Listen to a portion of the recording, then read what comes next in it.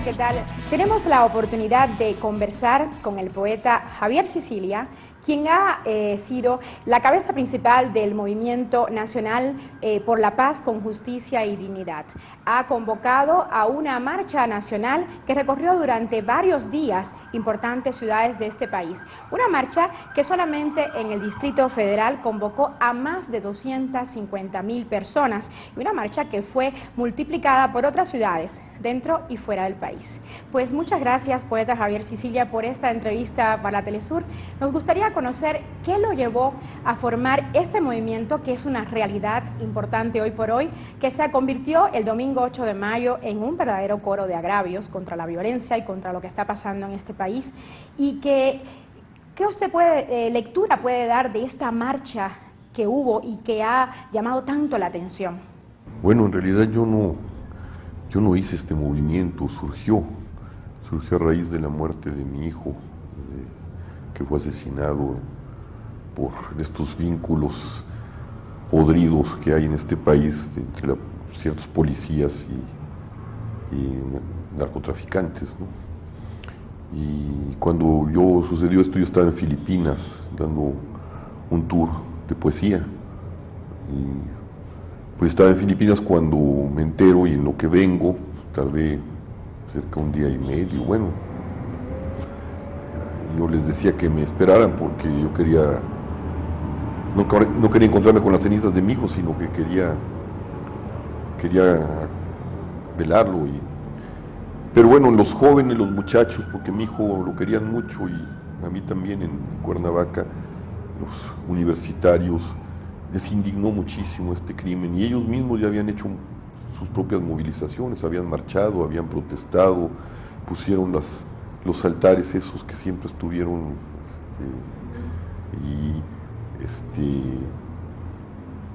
hicieron también maratones de poesía. En realidad, cuando yo llegué ya llevaban 2 o 3 días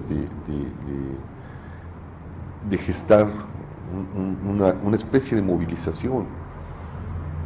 Y bueno, como yo siempre, al ser poeta, he tenido una participación en la vida pública como analista político, también he participado en movilizaciones y movimientos, creo que un poeta debe también encarnarse en la vida ciudadana, porque bueno, habla del corazón del hombre.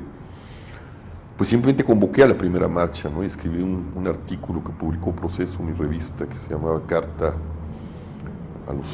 estamos hasta la madre, carta a los delincuentes y a los políticos, ¿no? A los políticos y a los delincuentes. Y bueno, ahí surge la primera marcha, la primera movilización.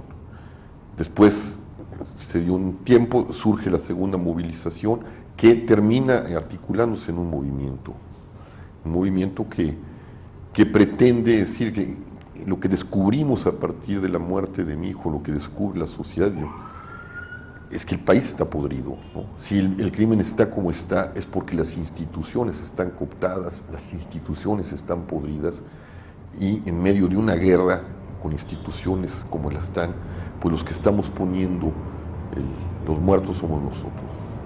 Usted ha dicho que el país también está en emergencia nacional y también ha cuestionado la política, la forma en que el gobierno enfrenta el crimen organizado. ¿Qué puede ampliarnos sobre esto?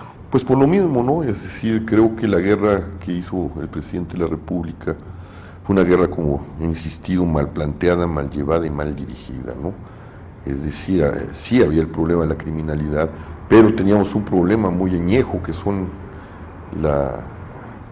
el pudrimiento de las instituciones de las que he hablado. Es decir, que no es responsabilidad de Calderón, eso pertenece al pasado. Yo siempre he dicho que es a partir del caísmo y de la fundación del PRI que se construye un Estado mafioso que termina por fracturarse con la transición democrática, que lleva a un presidente del partido de la derecha con un consenso popular enorme, y un presidente que no hace las reformas ni no sanea el Estado, simplemente trata de administrar esas mafias donde el crimen empieza a florecer, porque también las relaciones mafiosas entre el gobierno y la delincuencia, bueno, empezaron a fracturarse, y llega Felipe Calderón con muy escaso margen y con un sentimiento entre una parte de la nación de legitimidad inventa una guerra, no se dio cuenta que la problemática empezaba en el Estado, ¿no?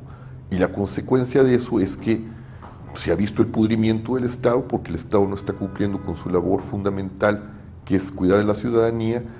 Se crea esta guerra y en este pudrimiento del Estado el crimen florece y hay una tremenda impunidad, ¿no? Entonces es un problema sumamente grave el que vive la nación, ¿no? Definitivamente un problema muy grave. Usted acaba de mencionar al presidente Felipe Calderón, ya se reunió con él en el último mes, después de lo que sucedió lamentablemente el 25 de marzo. ¿Espera volver a reunirse con él? Porque usted ha hablado de un diálogo, pero un diálogo en un formato de foro y en Palacio Nacional. Sí, o sea, el presidente a lo largo de la marcha tuvo varias posiciones, ¿no? Desde el enojo y solo hay una manera de combatir y de hacer el crimen, que es la mía. Tenemos la ley y la fuerza. Quizá la ley sí, pero la fuerza no, porque parece que vamos destruyendo el país. Después fue cambiando el tono, hasta que terminó en un tono de invitación a un diálogo. Nosotros lo aceptamos, pero el formato que pedimos es muy claro. Siempre hemos insistido en que ya basta de opacidades, que todo lo que se haga el gobierno, porque es un gobierno representativo, es una democracia representativa, tiene que ser de cara a la nación. Entonces, uno de los primeros cosas que le pedimos en este formato es que sea público. Segundo, que estén las víctimas, no todas, pero una parte representativa de las víctimas, que esté una parte representativa del movimiento y de la sociedad civil, de los diferentes actores de la sociedad civil, y que sea en Palacio Nacional, porque ha habido en la tendencia del presidente en hacerlo siempre en su casa, que son Los Pinos, ¿no? Nosotros queremos que sea en Palacio Nacional, que es absolutamente simbólico y que es el lugar de los poderes nacionales, pues, donde se encuentran, ¿no? Estamos en espera de la respuesta, se aceptan el formato, vendrán ahorita precisiones que harán algunas gentes del movimiento, se reunirán, yo creo que para precisar este formato, y entraremos en un nuevo diálogo. Yo ya no soy solo, pues, ya no puedo hablar solo con el presidente. Esto ya se convirtió de una movilización en un movimiento. Usted, en el Zócalo capitalino, frente a más de 250.000 personas y muchos miles otros que le escuchaban en todo el país, enunció el Pacto Nacional de 6 puntos. ¿Qué va a pasar con este pacto? ¿Se va a quedar ahí nada más? Se habla de una firma en Ciudad Juárez el 10 de junio.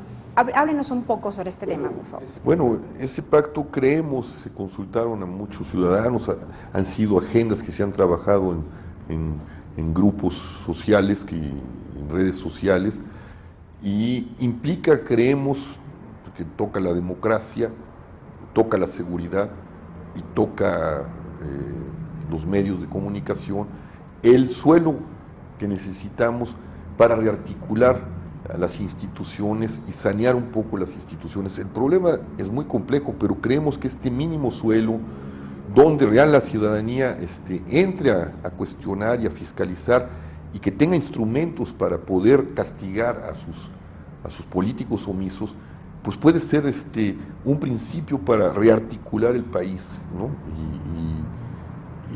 Y bueno, tenemos que visibilizar a las víctimas, ya las empezamos a visibilizar, ya las víctimas salieron del miedo, salieron de su temor. Tenemos una deuda con esas víctimas. Nosotros tenemos la intención de hacer un muro del Holocausto, vamos a abrir un fideicomiso, ponerles nombre y apellido, saber que eso está sucediendo en este país y que el gobierno tiene que resarcir muchas de esas familias porque había una criminalización en el momento en que las han desaparecido como seres humanos para meterlas en un concepto de cifras y de bajas colaterales y de gente que no merecía vivir. Y por otro lado, para que no nos vuelva a suceder. Eso en el caso de la democracia necesitamos instrumentos, en la reforma política necesitamos instrumentos ciudadanos para poder fiscalizar y castigar, como el voto blanco, la revocación de mandato, el plebiscito, el que se quite el fuero. Entonces, en esa línea va un poco el pacto que para nosotros es fundamental. Vamos a ir a una pausa, poeta Javier Sicilia, y cuando regresemos vamos a hablar de la Ley de Seguridad Nacional que se discute en la Cámara de Diputados y también vamos a hablar de su propuesta de remoción del secretario de Seguridad Pública, Genaro García Lunas. Ya regresamos.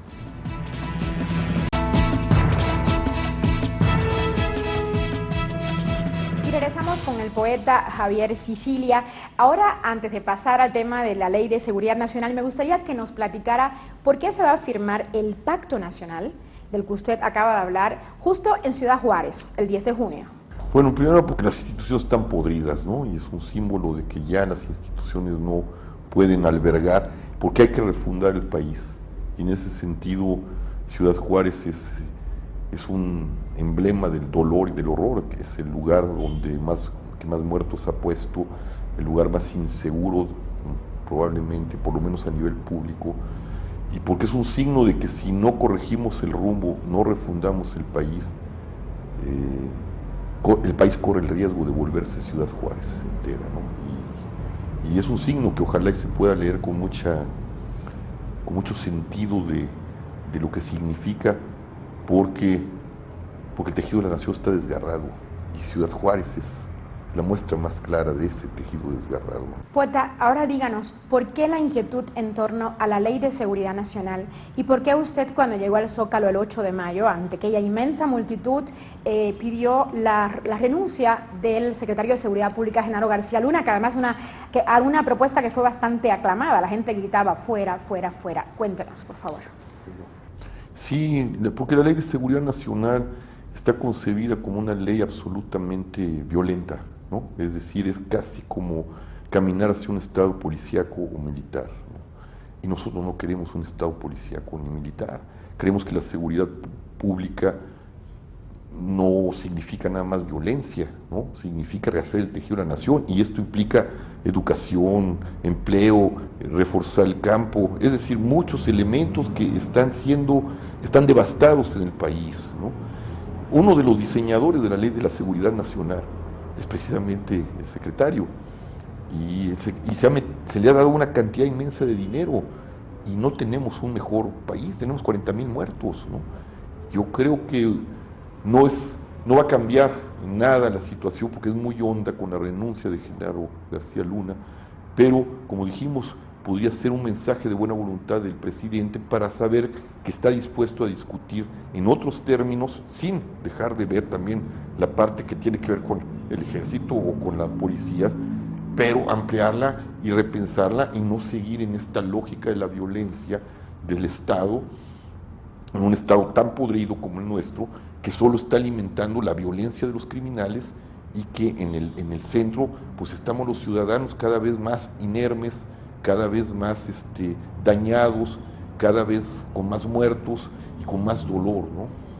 Entonces va en ese sentido, están unidas las dos de alguna manera, pero bueno, no es un condicionante. A mucha gente le sorprendió, y a mí mismo me sorprendió, yo no pensaba decirlo. Algunos de los integrantes del movimiento no comparten esta posición, sobre todo de la renuncia del secretario, pero en mi caso, y en el caso de algunos, cuando me sorprendió fue porque atrás estaba oyendo unos casos de vínculos entre la policía y el narcotráfico. En el caso de mi hijo también hay esos elementos, y entonces dije, pues va, pues, ¿no? Va. Por desgracia se tomó esa parte que, como dije en la conferencia, es la hoja, pero lo importante no es la renuncia de Genaro Luna o no, lo importante es el pacto, lo importante es tener conciencia de que tenemos que rehacer el país. Hablando de rehacer el país, desde que usted hizo esa convocatoria en el Zócalo capitalino, la convocatoria al Pacto Nacional, han surgido en algunos medios, digamos que algunas críticas a lo que usted ha planteado. Algunos medios y algunas plumas que son afines al gobierno han dicho incluso que sus propuestas favorecen al narco, porque usted solamente está responsabilizando al gobierno de la violencia que recorre el país de punta a cabo. Es bastante tonto pensar eso, y es muestra del Alzheimer social, ¿no? Y del Alzheimer periodístico. Un gran filósofo, Charles Péguy, decía que no hay nada más viejo que el periódico de ayer, y se les olvida que la primera convocatoria, la movilización que sucedió en Cuernavaca, se abrió con el "estamos hasta la madre", un artículo mío, carta abierta a los políticos y a los narcotraficantes. Yo les decía, incluso en mi primera conferencia de prensa, les dije a ellos que ya le pararan, que volvieran a sus códigos de honor, porque debe de haber códigos éticos también, en las mismas mafias lo sabía, ¿no? Y la respuesta fue evidente. Ahora, Si el interlocutor no es el Estado, cuya función es dar la seguridad, entonces pues simplemente borramos al Estado y hacemos una autogestión ciudadana y vemos cómo enfrentamos al crimen, pero entonces el Estado ya no existe, entonces que no nos pidan impuestos, entonces que no pidan elecciones. Bueno, es una contradicción. ¿A quién le va uno a decir? ¿Quién es el interlocutor? ¿El Estado o los narcotraficantes? Los narcotraficantes ya nos respondieron. El interlocutor es el Estado, cuya función es la seguridad del país, cuyas instituciones no están funcionando, pues entonces que nos digan qué lógica tienen y cómo se mueven en un Alzheimer social estos opinadores, porque no son analistas, son opinadores, ¿no? Y gente que trae mala leche, ¿no? Parece que más bien hablan de ellos y no de mí. Hablando de responsabilidad, esa es una pregunta y un tema muy importante. Se dice que el gobierno es responsable de esta violencia, pero también es una responsabilidad compartida con Estados Unidos. Usted lo ha dicho, porque es Estados Unidos el que no hace los controles, digamos, para que las armas que matan aquí a los mexicanos no llegan a México.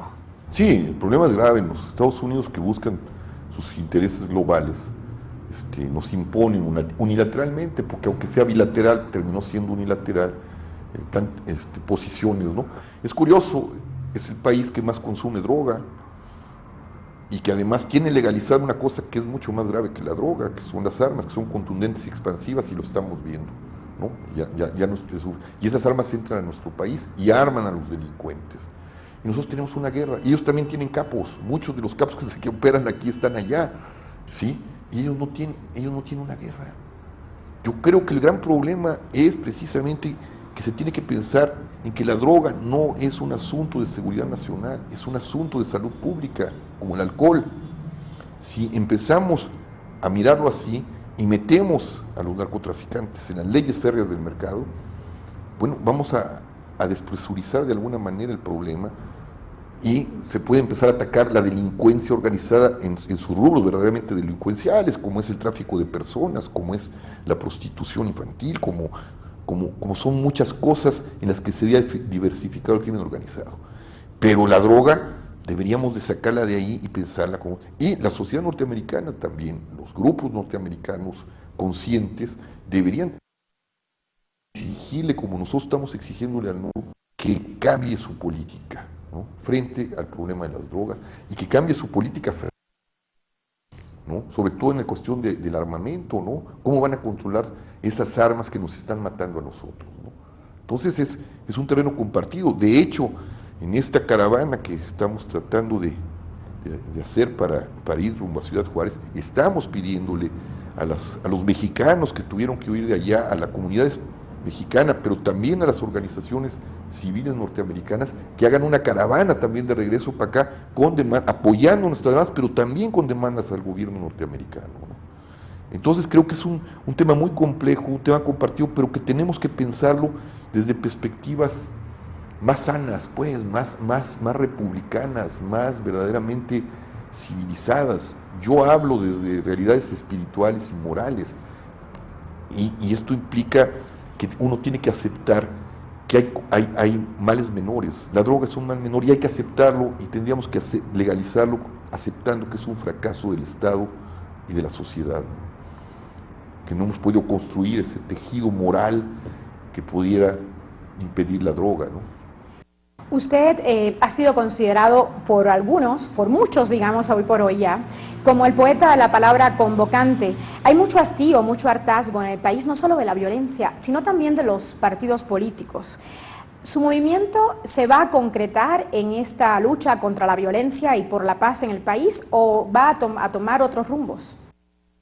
No lo sé, es decir, es un movimiento ciudadano, empiezan a emerger otros actores. Yo soy, como una voz convocante, creo que a pesar de que ya no voy a escribir poesía, sigo siendo un poeta, ¿no? No puede renegar de su ser. Y el poeta lo definía Stéphane Mallarmé, gran poeta francés, como la voz de la tribu, ¿no? En clave ciudadana sería la voz de la ciudadanía, ¿no? De alguna forma soy un convocante porque soy una voz poética, porque mal que bien la poesía convoca la comunión, hace la comunión. La poesía habla del etos, de lo mejor, de lo humano en su forma de ser, en una determinada tradición o de un determinado país. Y yo quisiera seguir siendo eso, una voz de la tribu, una voz convocante. No tengo intereses políticos, no tengo interés partidista, tengo simplemente intereses morales y espirituales en esto. Y en ese sentido convoco electos de una nación, han encontrado en esta voz de un poeta la forma en que se expresa el ethos y la ética y la vida fundamental, espiritual, profunda, humana de la nación, que quiere rehacer la vida política. Una vida política sin ética es el infierno, como lo estamos viviendo ahora, ¿no? Poeta, el poeta no muere, la poesía no muere, pero ¿qué va a hacer para que no muera este movimiento que tiene hoy por hoy tanta fuerza y tanto arraigo popular? Pues depende de la ciudadanía, depende de la buena voluntad de la clase política, depende de que la ciudadanía entienda que la soberanía está en ella y no en las instituciones políticas, y que tengamos instrumentos para exigir, fiscalizar y castigar a una clase política que hasta el momento solo ha vivido para reproducir poder, intereses y no para servir a la nación, ¿no?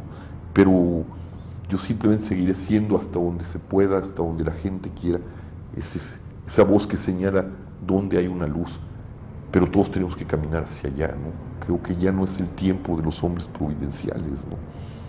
Creo que es el tiempo de la conciencia de los hombres que se unen para transformar algo, ¿no? Gracias, poeta Javier Sicilia, por esta entrevista con Telesur, por este valioso tiempo que nos ha dedicado. Gracias por expresar cómo está, qué es lo que está pasando hoy por hoy en México, estos momentos, y los acompaño para terminar con algunas cifras. Más de 40.000 muertos en los últimos 4 años, más de 10.000 desaparecidos y un aumento en un 50% de los jóvenes que consumen en México droga. Con esto nos despedimos. Saquen ustedes sus propias conclusiones sobre el momento que está viviendo México. Hasta la próxima.